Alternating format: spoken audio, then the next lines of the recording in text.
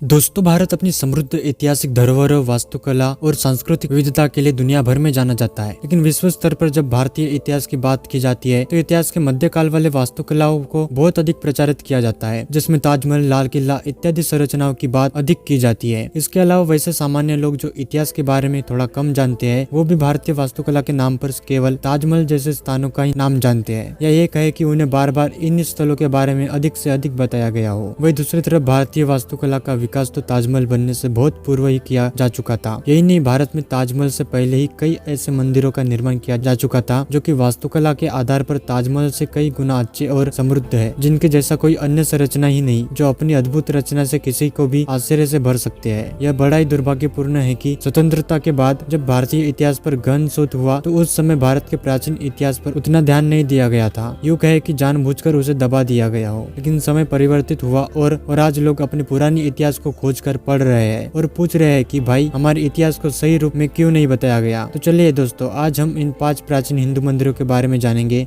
जिनकी खूबसूरती शब्दों से बयां करते नहीं आता। और सवाल आते हैं कि उस समय बिना आधुनिक हथियारों से आकृति कैसे बनाई गई। ये जानने से पहले अगर आप चैनल पर नए हैं तो चैनल को सब्सक्राइब कीजिए ताकि आने वाले सभी वीडियो सबसे पहले आप तक पहुंच सके।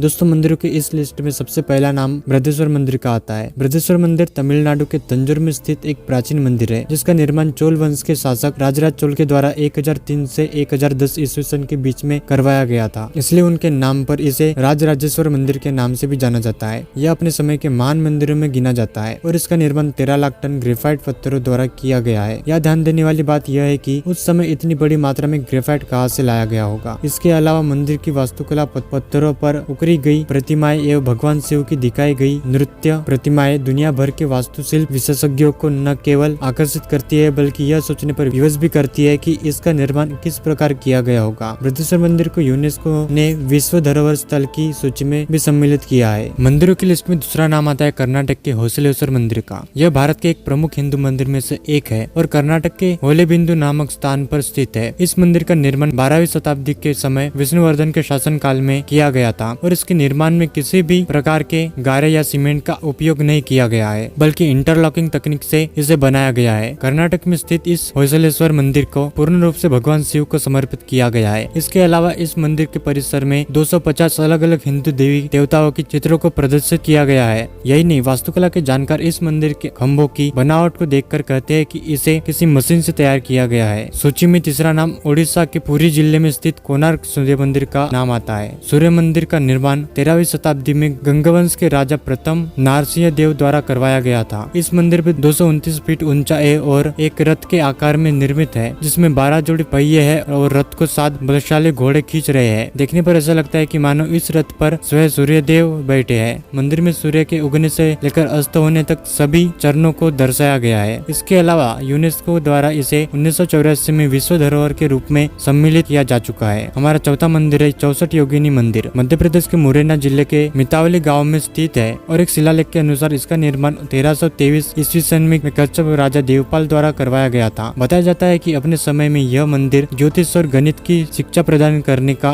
केंद्र हुआ करता था। इस मंदिर को भी भगवान शिव के प्रति समर्पित किया गया है। पूर्व भारतीय संसद भवन को इसी 64 योगिनी मंदिर से प्रभावित होकर बनाया गया था। हमारा 5वां मंदिर है कर्नाटक का हम्पी मंदिर, जो अपने संगीत की आवाज निकालने वाले खंभों के लिए जाना जाता है। इस मंदिर का निर्माण राजा कृष्णदेव के शासन काल में किया गया था। इस मंदिर में 56 ऐसे खंभे हैं जिन पर हाथ घुमाने से सरगम की आवाज निकलती है और यह भारतीय शिल्प कला का एक अद्भुत उदाहरण है। अंग्रेजों को जब इस मंदिर के बारे में पता चला तो उन्होंने इसके रहस्यमय खंभों के बारे में जानने का प्रयास किया, परंतु उन्हें इसके बारे में कोई भी जानकारी नहीं मिल पाई। वैज्ञानिकों के द्वारा किए गए शोध से यह पता चला है कि इन खंभों को बनाने इनमें ग्रेनाइट, सिलिकेट पार्टिकल्स और जियोपॉलीमर का उपयोग किया गया था। इस मंदिर के संबंध से वैज्ञानिकों को आश्चर्य इस बात को लेकर है कि दुनिया के सबसे पहले जियोपॉलीमर की खोज साल 1950 में सोवियत यूनियन में हुई थी। इसका मतलब यह है कि जियोपॉलीमर के बारे में भारतीय कारीगर पहले से जानते थे। निष्कर्ष के रूप में देखा जाए तो भारत का प्राचीन काल का इतिहास मध्यकाल की तुलना में बहुत अधिक समृद्ध और सशक्त था, जिसमें वास्तुकला, चित्रकला, नृत्य कला और संगीत जैसी कई कलाओं का विकास अपने चरम पर था, लेकिन कुछ लोगों के सोचे समझे षड्यंत्रों ने हमारे गौरवशाली इतिहास को नई पीढ़ियों तक पहुंचने ही नहीं दिया। इसका जीता जाता एग्जाम्पल है नालंदा विश्वविद्यालय, जिसमें दुनिया भर के स्टूडेंट पढ़ने के लिए आते थे और उसके लाइब्रेरी में करीब 30 लाख किताबों को आग लगाकर जला दिया गया था, जिनमें हजारों वर्षों का प्राचीन ज्ञान मौजूद था, जो आधुनिक ज्ञान से कई गुना ज्यादा और विकसित था। दोस्तों, वीडियो कैसी लगी कमेंट सेक्शन में जरूर बताना और वीडियो को लाइक जरूर करना। मिलते हैं किसी अगली वीडियो में, तब तक के लिए अलविदा, जय हिंद।